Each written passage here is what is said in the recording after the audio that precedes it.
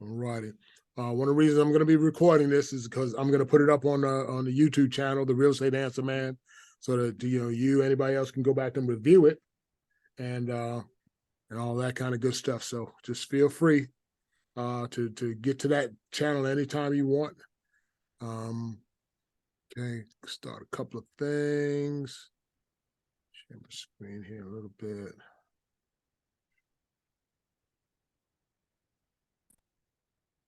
All right, the agenda for today. Come on now. Where did you go? Right, the agenda for today. So today's OHT, objection handling technique, is defer to the higher authority. This is a real easy one. It's really easy breezy. So if you get in a situation, say, for example, one of the things we started talking about, and we're going to have a continued dialogue on it, probably not today, but probably next time, is that if somebody asks you, say, look, I want you to reduce your commissions. Okay, we're going to have an actual interactive talk where we're going to talk about all the different things that you could say and should say and things like that to protect your commission. And how to fight for your commission in this time of everybody wants to come after your money. But one of the easiest things to say is, hey, this is not my commission. I'm an agent. This is the company's commission. And the broker has to make that decision. We're authorized to do this, to offer this, whatever the number is. And but if you want something less than that, it's not mine to give. So, I can put in a request to the broker, and actually either you can call him or something along those lines. But you're deferring to the higher authority, and then get back to your presentation. Because a lot of times once you do it, you set it to the side a little bit and let them know that you're gonna handle it. It's good for them to know that you're gonna handle it and that they still have a voice, and you can go ahead with the rest of your presentation. The rest of your presentation, like in a listing presentation, should be dynamite, and maybe it won't come back up, as an objection that they have. But always you can do that because it's not my decision. You can do that on a lot of things. Well, I can't make, and we've all had it. Well, do you think you're ready to buy this house? And well, I need to talk it over with my wife, and which is another way, or my spouse or whatever. And it's just another way of saying, hey, I've got to defer to a higher authority. And it gives you an opportunity to get it gives you the opportunity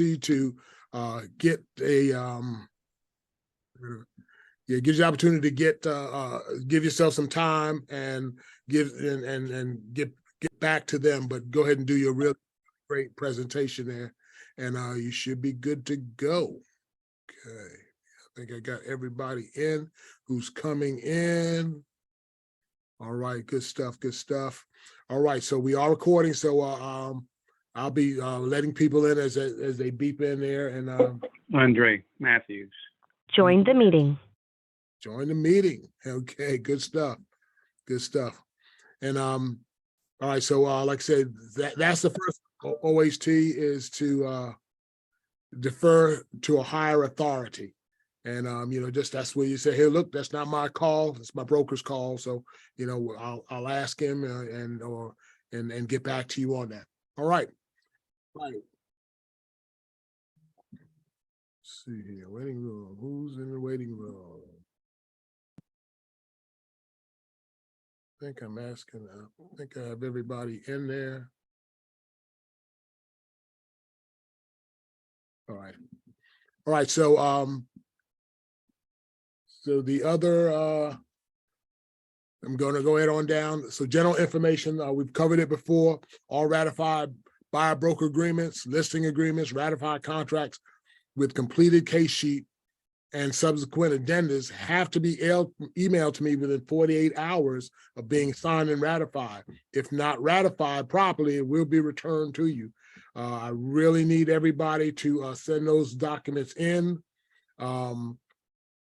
It's a really good thing for us to have it, but I am also responsible. So if somebody shows up at my door, the proper authorities, and they say, hey, look, I need to see paperwork on this file, on this case,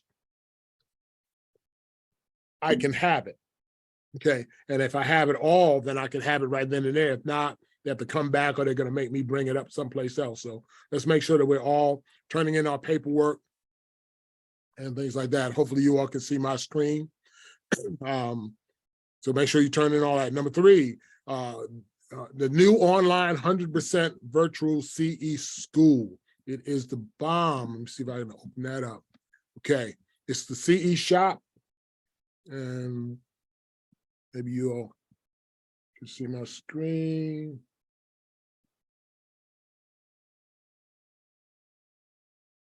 Okay, stop share.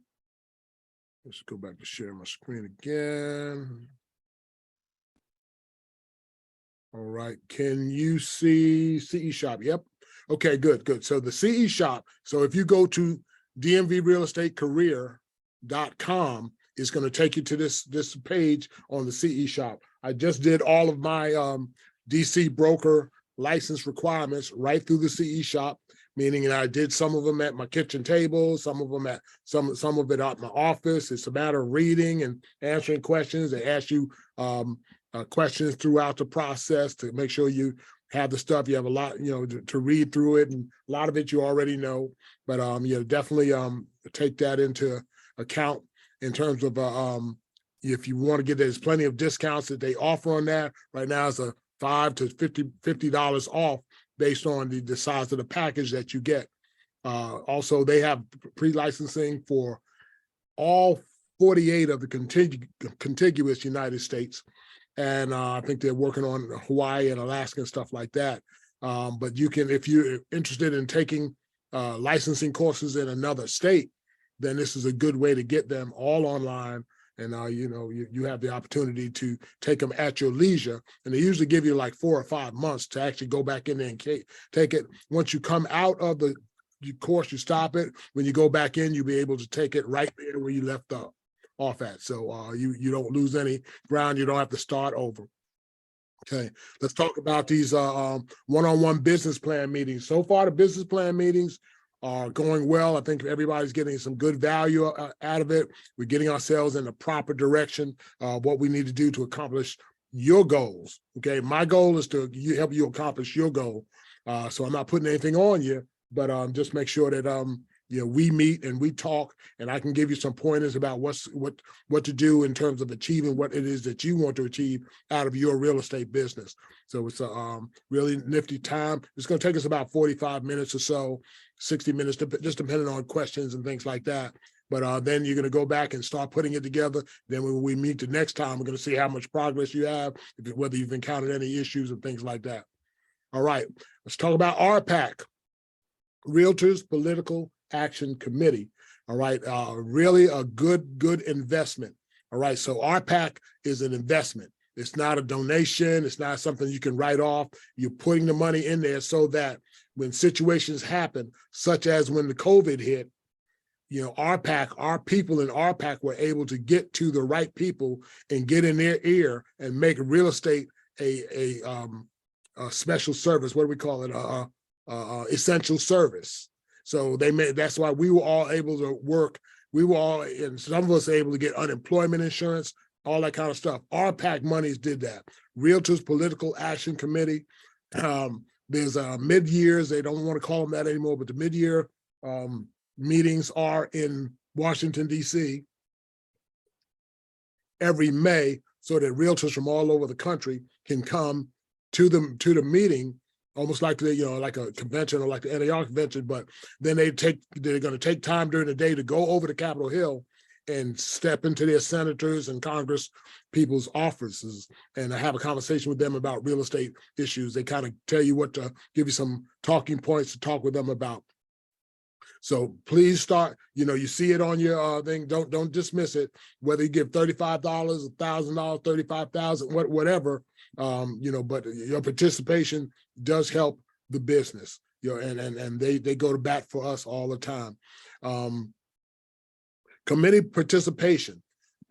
We have a lot of committees in Prince George's Association of Realtors, And if you have any interest in any of them, you should go ahead and get involved into the committees. That is one of the easiest ways to get on top of everything that that is there. And like talk with somebody about getting on a forums committee because they want to know more about forums. They have a political action committee where you want to know about more about the laws that are on the books that are coming our way and what we're doing to deal with them and to make sure that they are crafted so that they don't harm real homeowner benefits and rights and things of that nature. So so the committee participation, and then also in your board of directors. So if you have an opportunity to be at the forefront of decisions that are made about the big budget that our county has, our Association of Realtors have, you have to get to the table. Yeah, and being on the board of directors, as many of you know, I was on the board of directors for 10 years and ascended to the president's position. And I've seen a lot, and we were able to fix a lot of things that could have gone wrong. So it was a great time there. I learned a lot, watched a lot. And then now, that being said, we're gonna go ahead and get right off into our meeting. So everybody knows this is being recorded, but this is a training part. Your income is a direct reflection of your value to your clients. So what we're going to talk about today is how to correctly complete a PG car contract for sale. Now, I know everybody that's on the call, and you know, most of you guys are seasoned pros and things of that nature. Okay, but I'm going to go in and just start trying to fill in some blanks as I think we should do here. So let me get to open up my screen here. Go right there. Boom, boom, boom, boom. Okay. So everybody can see my screen. I'll have to move some stuff around. Okay, so I can see my screen. All right. So I'm going to take us to the top. And we're going to go, this meeting may run a little bit long. I want to try to cover as much as I possibly can. I usually try to keep it to 45 minutes to 60 minutes, but I may run a little bit long.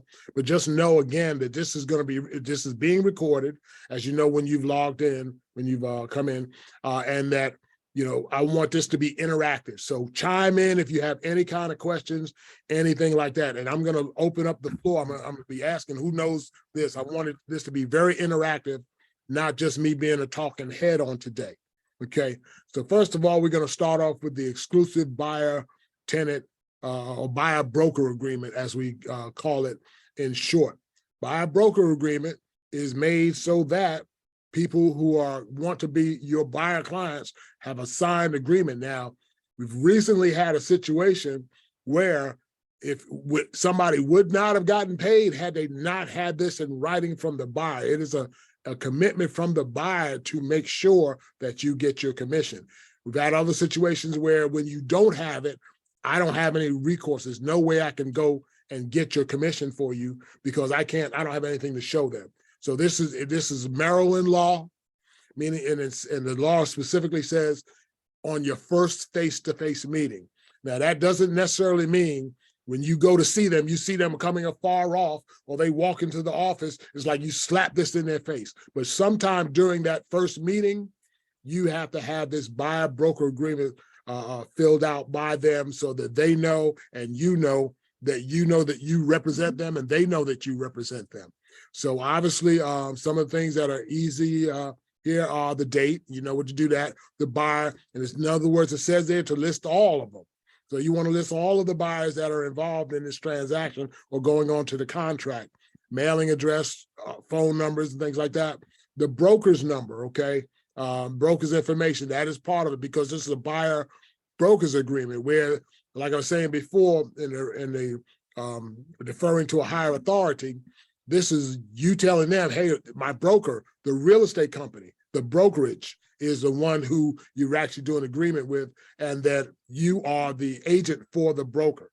So, you know, you want to put all your broker information in there, make sure that it's easy to see, easy to read. Now this, I'm using the zip forms, and I'm using the new version of zip forms. So it's going to seem a little bit different. The older version, I know a lot of you are probably using that.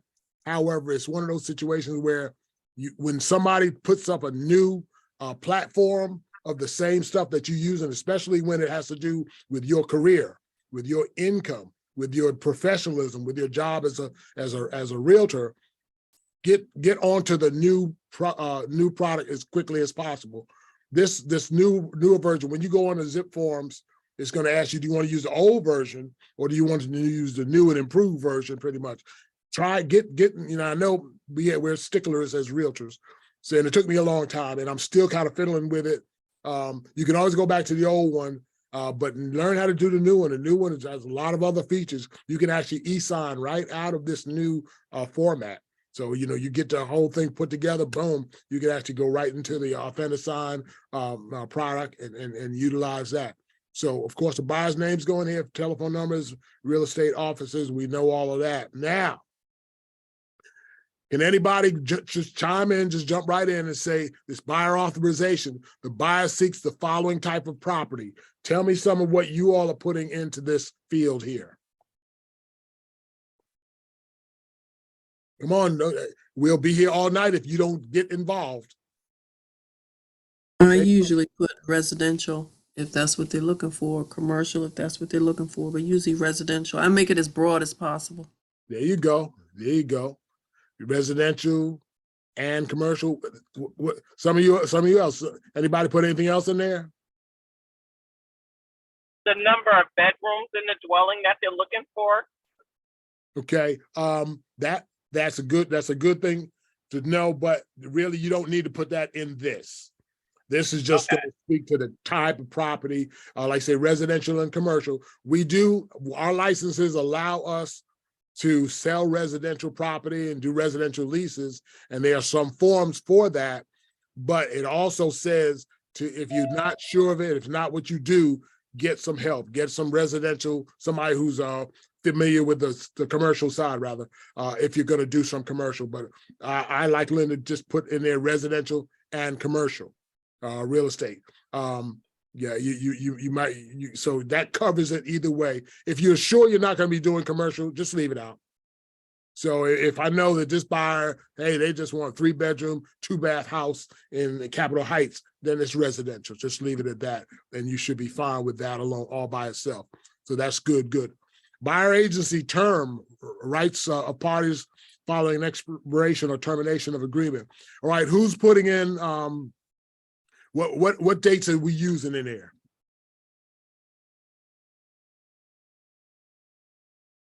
Come on now. We're going to be here all night if y'all don't chime in. I told you this is interactive.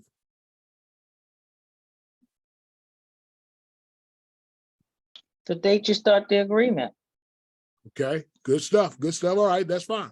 So then we see when you click it, so we put in here March 8th. Now, what do you put as and it says in there, the agreement will be effective on this date and shall continue until midnight on. What are you putting in there?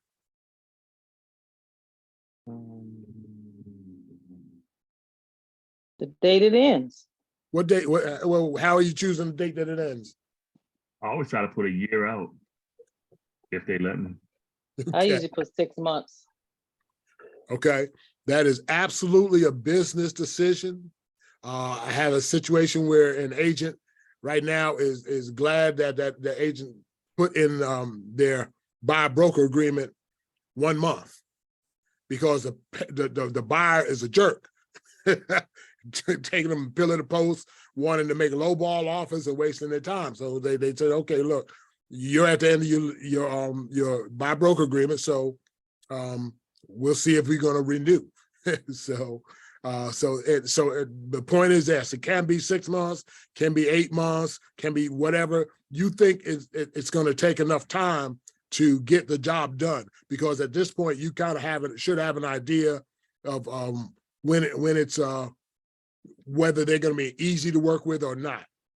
So whatever number you put in there, that's fine. Just make sure that you're comfortable and it's long enough to. Now, for example, you have somebody that's coming to you. They're definitely going to use you no questions, no about it, no nothing like that. And you know, they're strong, solid, either referral or client. Then you can put in there a long period of time, especially if they're not quite qualified now. They may have to get their credit together, save up some money, you know, stay on their job a little longer. I've got one situation like that right now.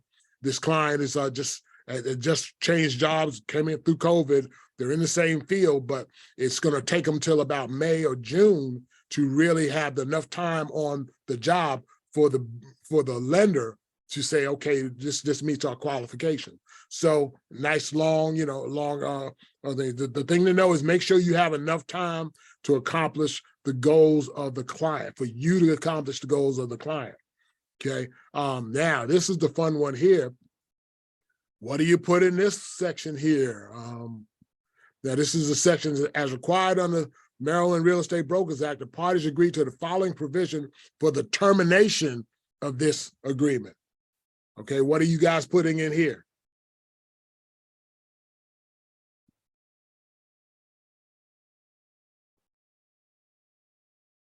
Come on, don't everybody answer at once. Step out, there's no wrong answers.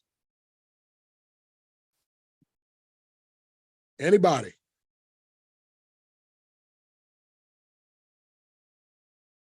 Okay, so nobody wants to take the chance. All right, I'll step out there. There's a couple. I was gonna say, I'm sorry, I lost my place. I usually put, depending on the person, depending on the client, I'll put with 30 or 60 days written notice, and sometimes I'll make it mutual. If the person is I won't even put mutual because I might want to fire them. Right, exactly. So that is where you take the control back. And now, if you put something like that in there, then it's telling them, hey, look, if you don't like, and you know, sometimes on clients that are new, they are newly referred, or they you know, somebody told them you need to interview realtors, and I'm locking them in, they want to work, and they say, well, what if I don't like the way it works? I say, okay, well, good. Let's do it like this. Let's work together. We have our time frame that's already in here. You know, maybe we're working 5, 6, 8, 10 months, whatever like that. So let's make this a nice even 9 months or so. Okay, backed it up. So we go in 9 months or 6 months, but I can put in there, hey, look, you give me a 60-day notice, a 45-day written notice, then we can end the agreement after that term. Or in like Linda's saying, you can make it mutually exclusive like that. So either one of us can end this thing, you know, by a written notice and then 45 days out. That gives us some time. I've seen in here, written in here, such like the 30 days, 45 days, 60 days, whatever, as long as there's no transaction in place, because you don't want to put yourself out and it's in the middle of a transaction and that person tends to drag their feet on a transaction. And I've seen this situation happen where buyer and seller get together, get the cahoots and say, well, just how long is your buy broker agreement? Well, we'll just wait till it's over and then we can go cut our own deal. You know, so as long as there's no transaction in place. Now, what happens if you put nothing there?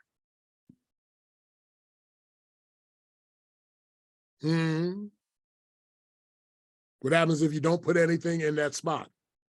Isn't it required that you have some way to end the contract prior to its normal termination? Good question. No, it's not. Okay. It is, you're not required to put anything in there. It's that if it's something in there, then that's what it goes to. But and it says broker to insert terms of termination. If you don't have any terms of termination, then there's nothing in there. And that's a good fun thing to know and to do, because sometimes we think we have to put something in there.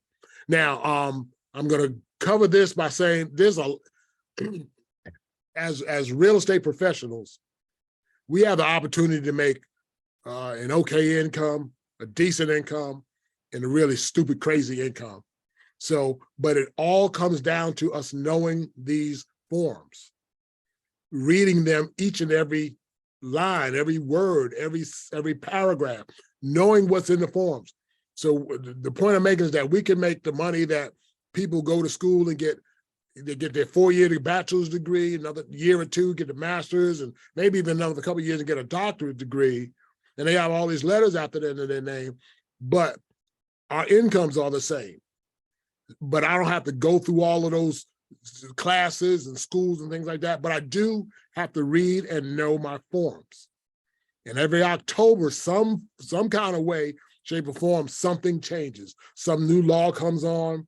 The Maryland Realtors Forms Committee is back and forth with the Legislative Committee to find out how that bill is going to affect us. And then the legal beagles up there, they go in and change the contract so it's legally sufficient for us. They're doing a lot of work to make sure that we're not in the liability loop. So take the time to read these forms. You should treat these like they're a medical journal if you're a doctor, or a law library if you're a lawyer, you know, or an accounting software system if you're an accountant. These are things that they have to do in order to be really good at their craft. So there are a lot of things in here. Buyer responsibilities. And it's good actually if you would take some time and go over this document with your client. A lot of times we stick it in front of their face and tell them just sign here. Okay, sign here.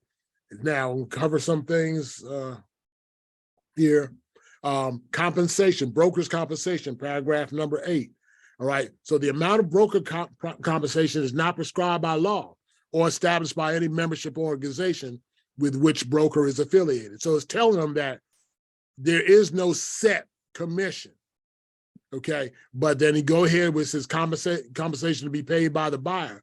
So in the event of a sale, and this document can also be used to cover tenant clients, the compensation to be paid to the buyer will be. Now, see, there's nothing here. So what could you put here, say, for example? Don't use a dollar amount or percentage. Let's talk about clams. So what would you put there if we were talking about clams?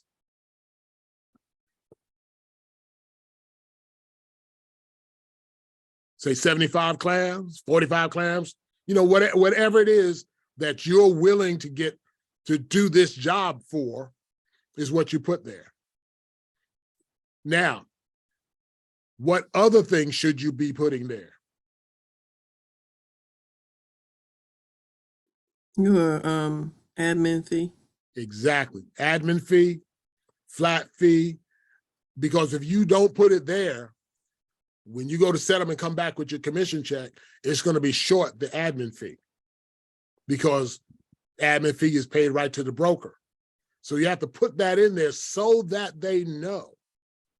Now, again, like I said, in referring to another case, it was a time where this buy broker agreement was brought to bear, and it had to be paid, and they had to pay the commission that was written in there because the buyer agreed to it, as we'll see on the last page.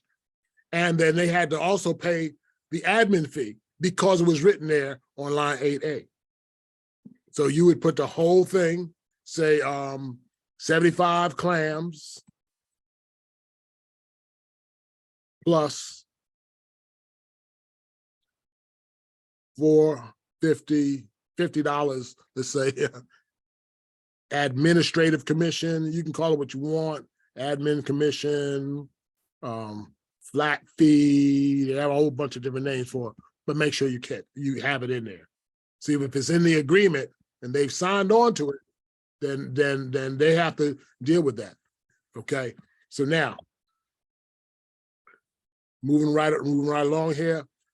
So during the agreement, now during the compensation shall be deemed to have been earned by broker and be due and payable by broker if during this agreement or the extension thereof, any person is acting on the broker's behalf, written agreement to purchase the property or lease the property, in which event buyer within 72 hours here shall furnish a broker a copy of such agreement and for a period of so many days following the expiration or termination of this agreement. Now, does anybody beside broker Linda know what this line is for here, where I'm at? What is that? What is this for? I'm gonna start calling names if y'all don't start stepping up. So they can't use another agent? Okay, Once it's terminated, you put in like 30 days after the termination, they have to wait that certain amount of time? close, close, close. Anybody else?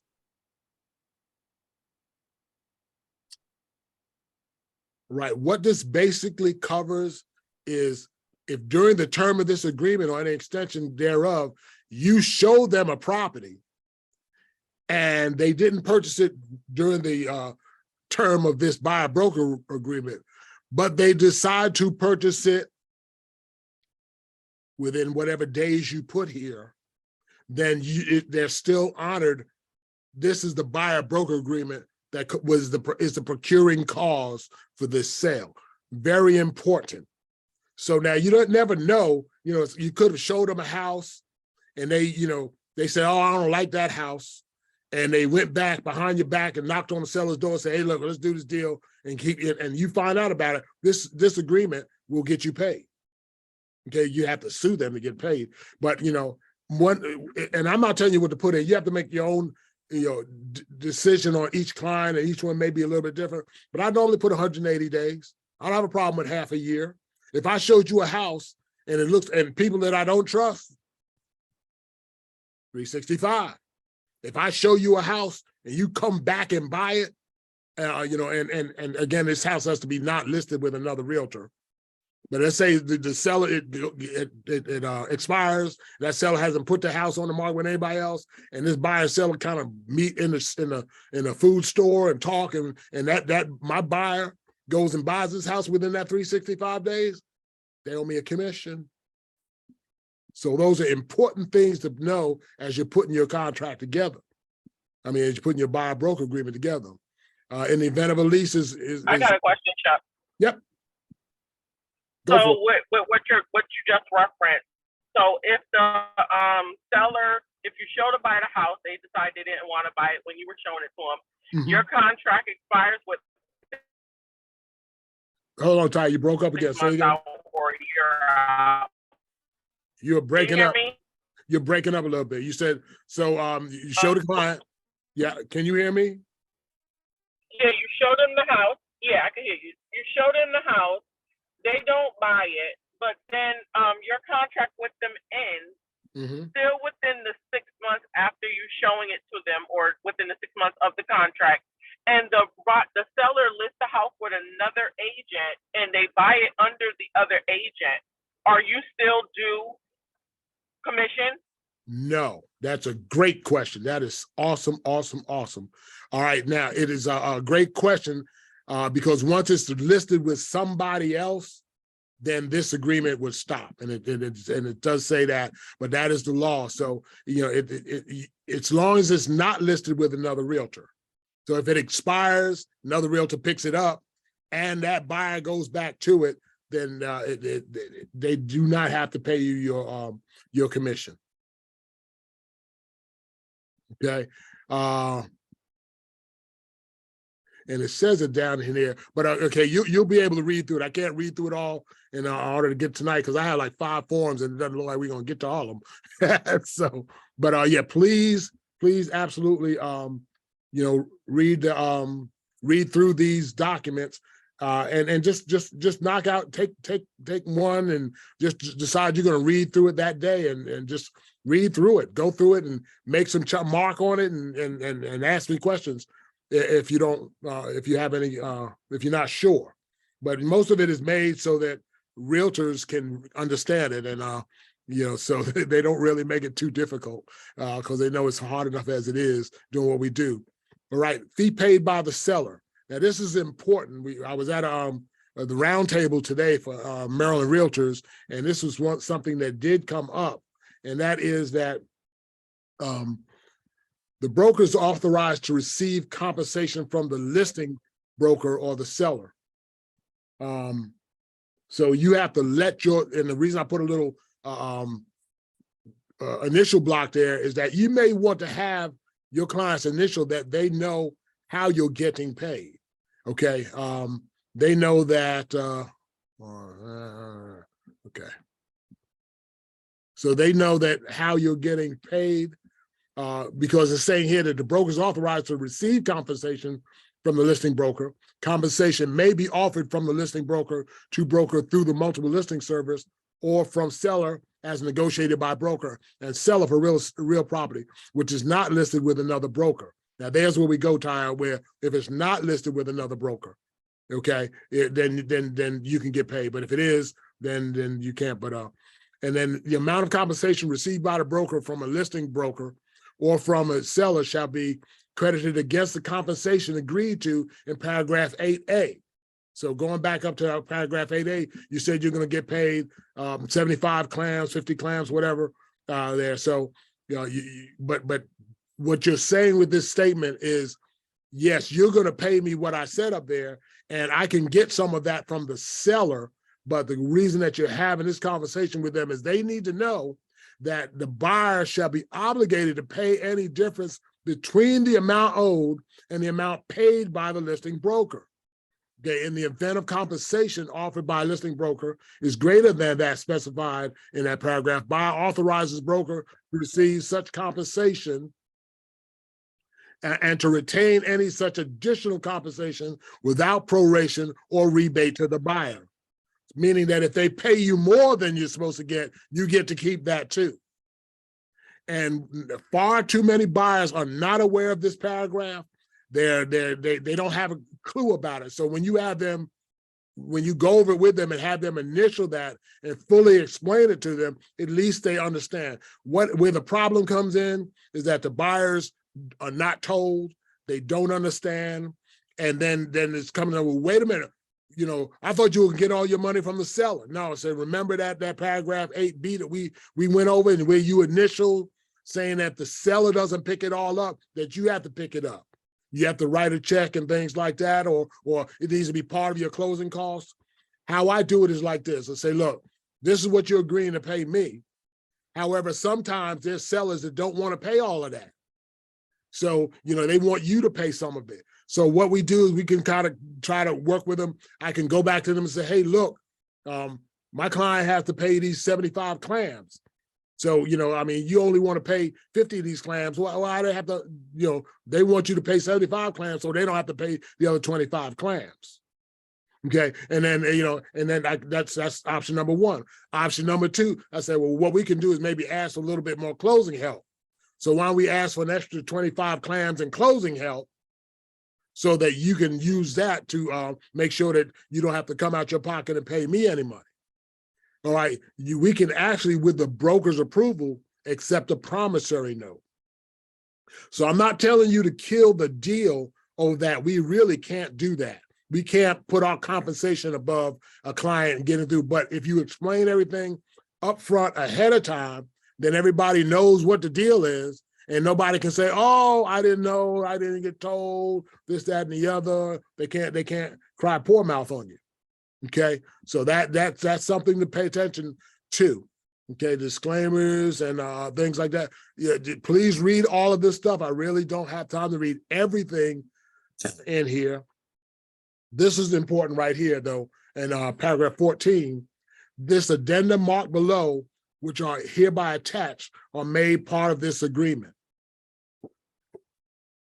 Now, that simply means that these addenda, the consent for dual agency, if it's an in-home product. So if you're selling a listing that's in the office, then you have to make sure you have a consent for dual agency form in there. You have to read through that. I'm not going to go through that tonight. Disclosure of licensee status. I may try to slip down to that. But if you, the buyer, the seller, anybody involved in the transaction is in any way related to the realtors involved in the transaction, you have to disclose that. If a realtor's buying a house for themselves, they have to disclose that. If their sister's buying the house, they have to disclose that. Any type of relationship. And the lawyers up at Maryland Realtors and even National Realtors Association Realtors will tell you nobody's gotten in the trouble for over disclosing. It's when you try to keep it a secret and it comes out that you end up looking like you're doing something shady.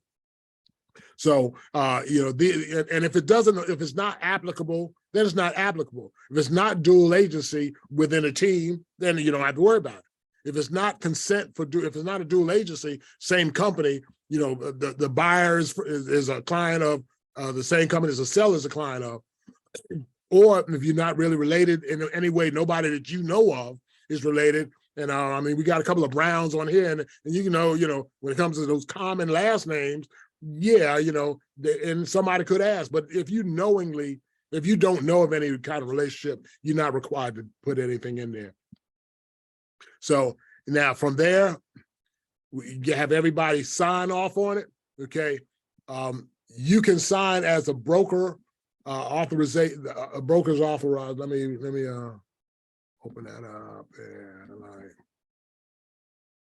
all right. So you can sign as the broker or authorized representative of the broker. You absolutely have the right to do that. You don't have to bring it always to me. I can sign it, or you can sign it as an authorized representative of the broker. So feel free to just sign it and get it to me, and then trying to just admit all, okay. So you know, you can sign it, but remember, like I said at the beginning of this, you have to send it to me. Once it's signed by you and the buyer, anything that's been completely ratified has to be emailed to me within 48 hours. Okay, send it to me, scan it in, email it to me. On the subject line, put, you know, buy a broker agreement for so-and-so, you know, things, so I can put it under a file in your name on my computer. Because like I say, if the real estate commission or the anybody else with the authority comes in to my door, I have to be able to produce those documents to them. And you know, we've kind of gotten away from that. I know I can see your transactions, but I know I don't have paperwork on them. I can see everybody's transaction. So I can see, you know, what happens in the fact that the MLS notifies me when you put something under contract or when you sell something, things like that. So I'm like, I don't even know, I haven't even heard that. So I really am leaning on that. I just don't want to get jammed up with it, please. Please, please, please. Okay. Okay. All right. All right, so I'm going to go on down. So that's enough on that. Now, I've got 15 minutes to kind of go through the contract of sale. Okay, but like I told you, everybody in the beginning, this may run a little long. I am recording this, so it'll be on the Real Estate Answer Man channel within a couple of days. I usually have to wait for it to download onto my computer and then upload it onto the to the site, to the YouTube channel. So, you know, we may not get it right there, but, you know, it'll be available for you in a short, several days or so. Okay. So now, when we're looking at the residential contract of sale, we know what goes in there, the date offer, but what I wanted to bring to your attention is the time is of the essence. Time is of the essence of this contract. The failure of seller or buyer to perform any act as provided in this contract by a prescribed date or within a prescribed time period shall be a default under this contract. The non-defaulting party, upon written notice to the defaulting party, may declare this contract null and void and of no further legal force and effect. In such event, all deposits shall be dispersed in accordance with the deposits paragraph of the contract. This used to be something that was in the middle of the contract, in the middle of the front page. They've raised it to the top. You have the date of offer, and then the time is of the essence. So time is of the essence with anything that has to do with, I'm gonna get this done in a certain number of days, I'm gonna get that done in a certain number of days, and so on and so forth. So please know that time is of the essence, and your contract could be declared null and void, and the deposits can be returned to the people. You know what goes in here: the seller's name, the buyer's name. Let me ask a question right quick. What's the best way to get the seller's name?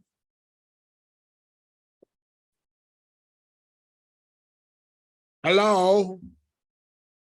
Take a guess. From the tax records. Say that again. The tax records. Okay, what else? Public records? Public records, yes. Now that is exactly where you go, because now the caveat to that is that the county is still behind, about 8 months or 9 months behind. So say, for example, somebody bought that house, maybe a wholesale or something like that. It won't be in the tax records till then. So sometimes you may have to check with the agent and things like that. We used to be able to put in there owner of record, but they're kind of staying away from that. Or you can do both, Joe Blow or owner of record, if you think that there's some reason that it's not them. Now, often in the MLS, in the lower portion, it does have the seller's name. So, you know, you find those ways, or actually even talking to the listing agent. Hey, is a seller Joe Blow? Okay, is anybody else on there? And that's opening that communication. That also lets that other agent know that you're about your business. So that's always a good thing to do. Keep those communication lines open with the buyer. Of course, you know your buyer's name, you know the property address. One of the cool things about this zip forms is that you can actually go into the MLS, find a property. See if I can do that for you right quick. Log in.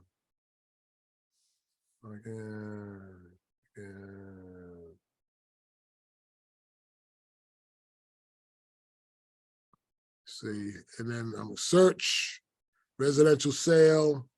Let's pick an address. Somebody should give me an address. Oh no, I got one. 8215. All right, here's one property.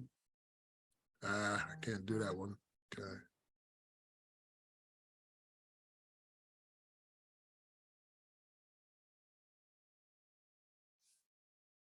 Okay.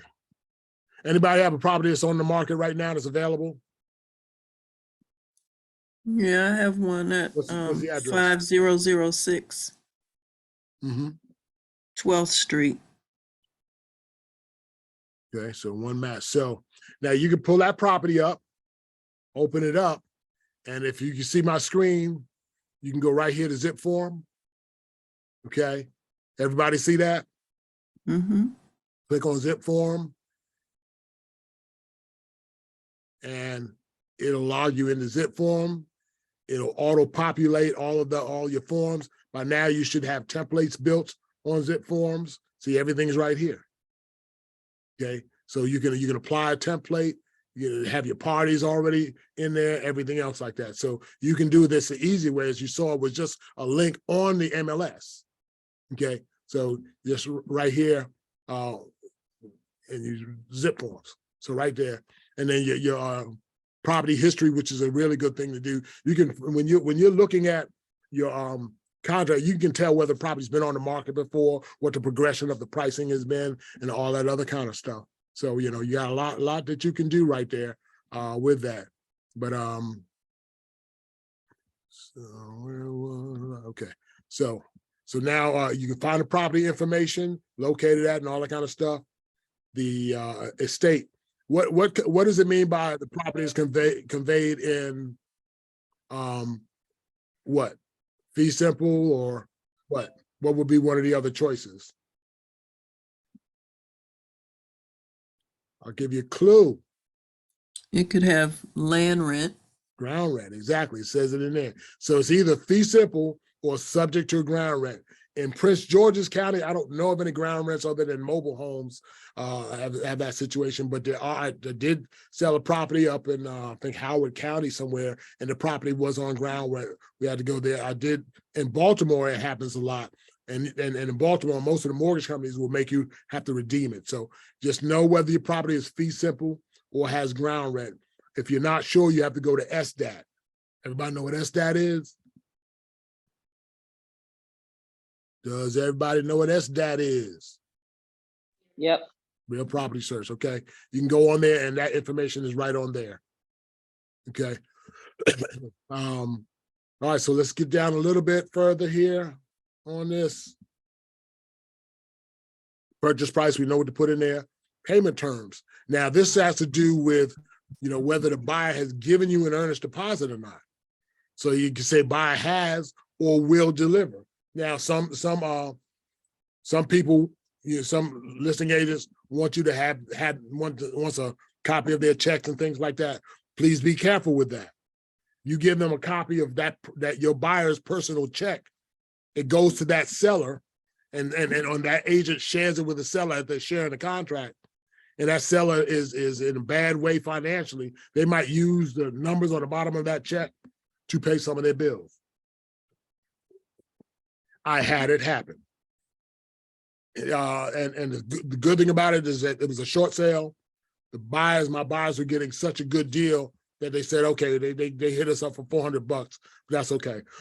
And they let it slide. But, you know, and I called Chuck Caskey, who's now the CEO for Maryland Realtors. And he said, yeah, everybody should know that whenever you send over a check, you have to redact out the account number and the routing number. Okay, or you can just go ahead and just tell them you deliver it within a certain amount of days, within 3 days of accepted. Don't keep this number long. Make it 3 days, something reasonable, and something an initial deposit by way of what it is, what type of instrument it is, certified check, money orders, that type of thing, personal check, even anything else like that. So an additional amount of deposit.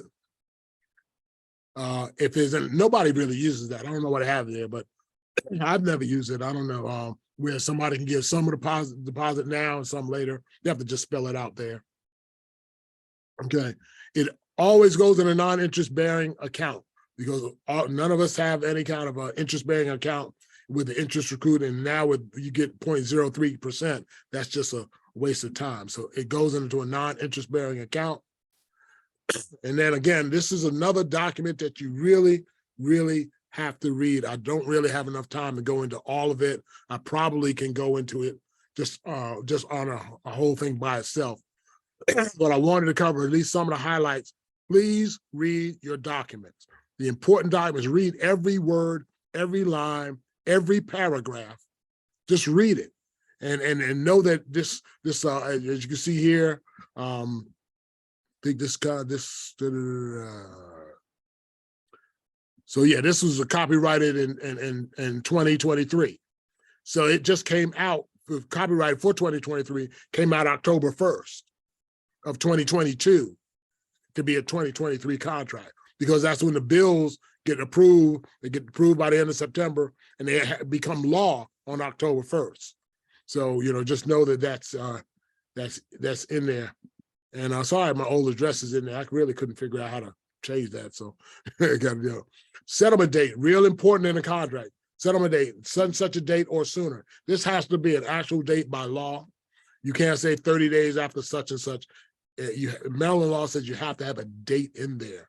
So you want to make your date in enough time to do that, because that's a settlement date. But a little further down, you're going to find out that you have to have the property, the financing taken care of. So also this is just your contract already says that we can do e-signing and everything else like that. That's all fine. So all of that this is the entire agreement. It tells you there that the days in there. It defines the days. Seller's responsibilities to keep the property up and paid up and all that kind of good stuff. The seller can't negotiate leases. It's not assignable in Maryland and things like that. Read through all of that. Financial, what I was alluding to before was this financing application and commitment. So if you put something in here that conflicts with the settlement date, like for example, you put a 30-day settlement date, and you put them getting their financing done in 33 days, that doesn't make sense. Don't make that mistake. You have to think things out ahead of time.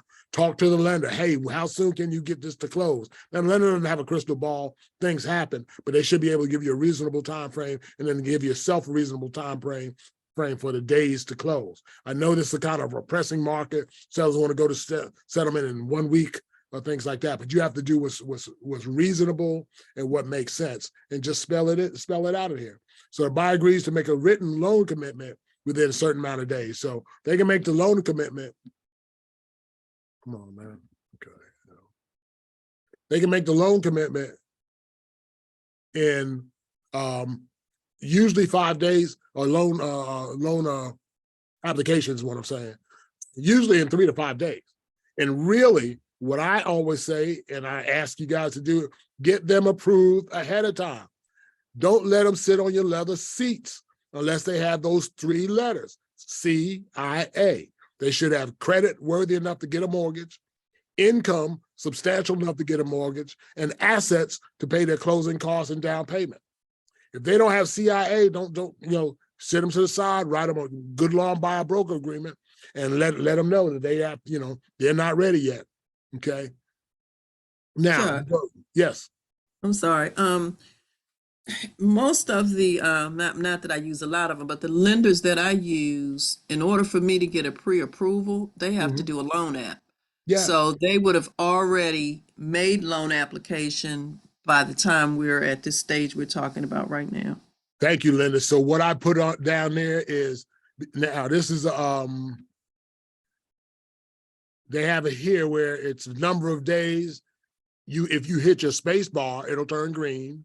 And then you could actually write letters in there, DONE. That is awesome. So now financing application done. That's one less thing for the seller to worry about, one less thing for the agent to talk about, done. Okay, and then the written financing approval, when are you gonna have it approved and ready to close?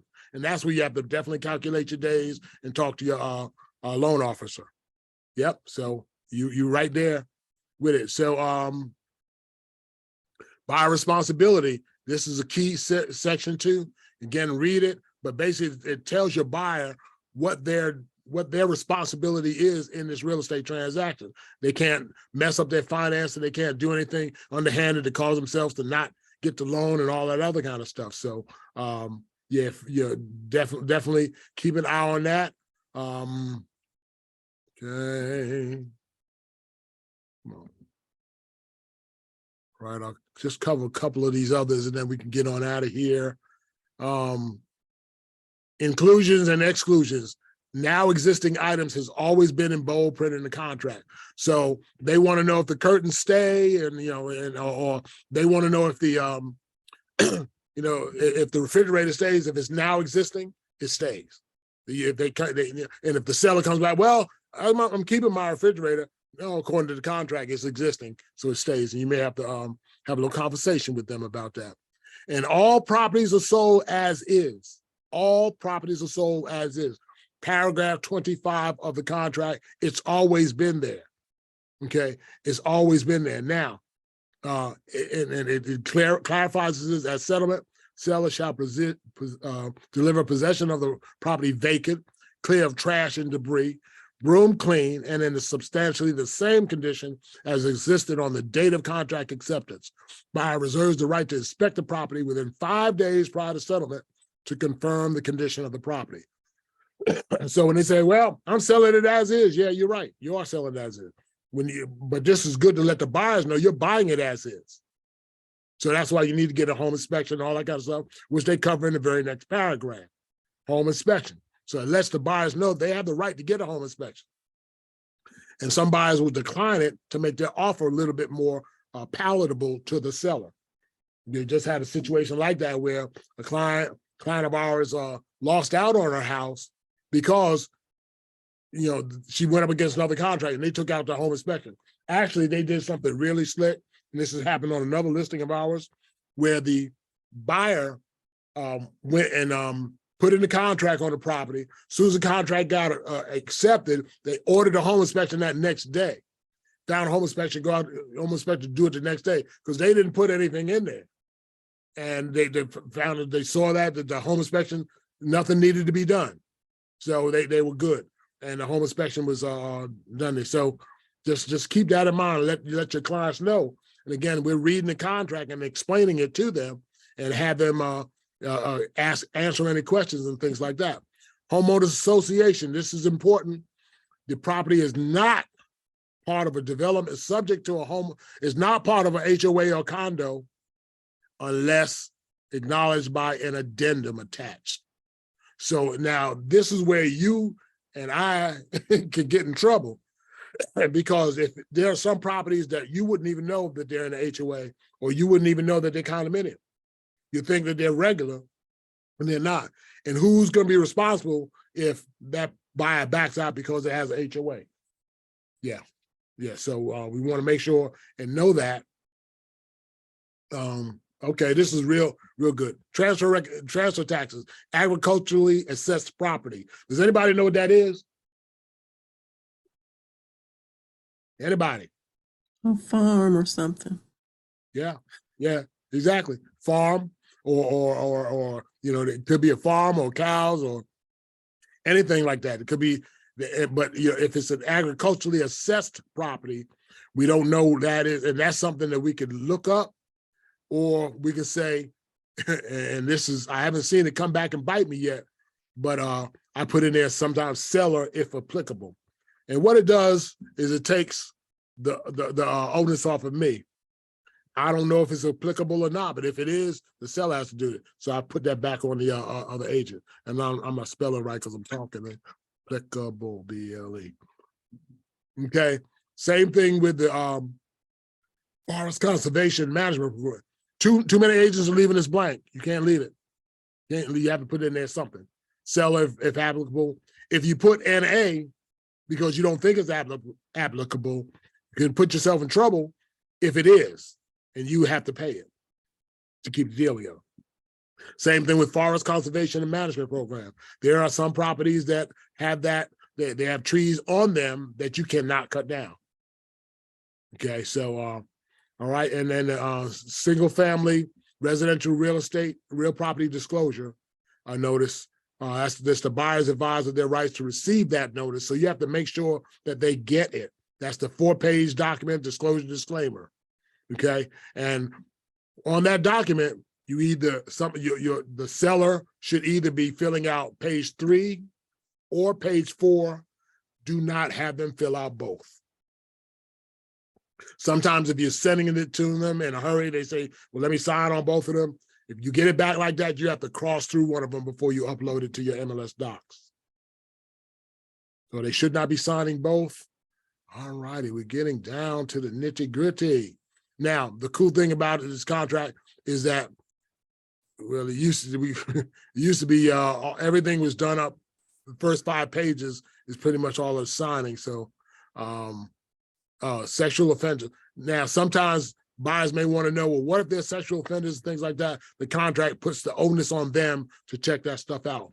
Military installations. Now, this is interesting, and I think it's fairly new too.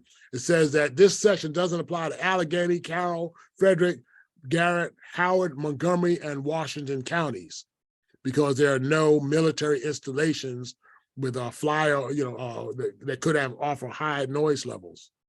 Yeah.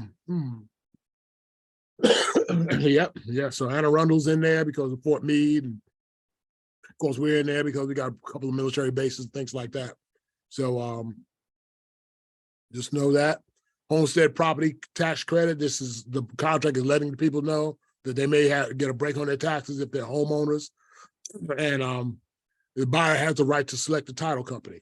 So we all kind of know that, but it's in there. And then the rest of the stuff is transfer charges. Now, and this is where your first-time home buyer information is. I usually have people initial that because they should know that they have the right to how it's going to be, and then it explains it here, all down to percentages and everything. I'm losing my voice, y'all. Okay, we're gonna wrap this up. This is the last form I'm gonna cover as soon as I get down to the bottom here. I don't think I had any more highlighted. Mediation is automatically a part of every contract. In other words, if they get to battling and whatnot, everybody who signs this contract agrees to go to mediation first, not to go right to suing people. And most lawyers know that. So you're in a real estate contract, okay, we got to go to mediation first. Okay, so, and that's mediated right there, realtors to realtor. And then please make sure that this is a date of contract acceptance. It does not have to be signed by anybody, by the last person signing it. Although if you can do that, fine. You can actually fill in the date. There's no signing it. What I do sometimes, I'll do that and I'll put my initials so they'll know who fit. It just, as long as you're knowledgeable that the contract is fully ratified. And then you have to check here if it's a first-time home buyer. Okay, that just lets the title company know, whether you put it in there or not, what it is. And it's just really a fail-safe because there's another form that says it's that you declaring a first-time home buyer. Also, in most cases, up in the top, it says the transfer taxes will be automatically split 50-50 unless there's something else in the contract, things like that. I can't find it right now, but so yeah, that's all I'm going to be able to cover today. I'm really sorry I went long, but these are two forms that we do have to know how to handle. You have to do the buyer brokers first. You have to do the contract. I hope you guys picked up on a few things. Let me ask before I close out there, are there any questions? Anything pop up? Anybody? Just jump right in.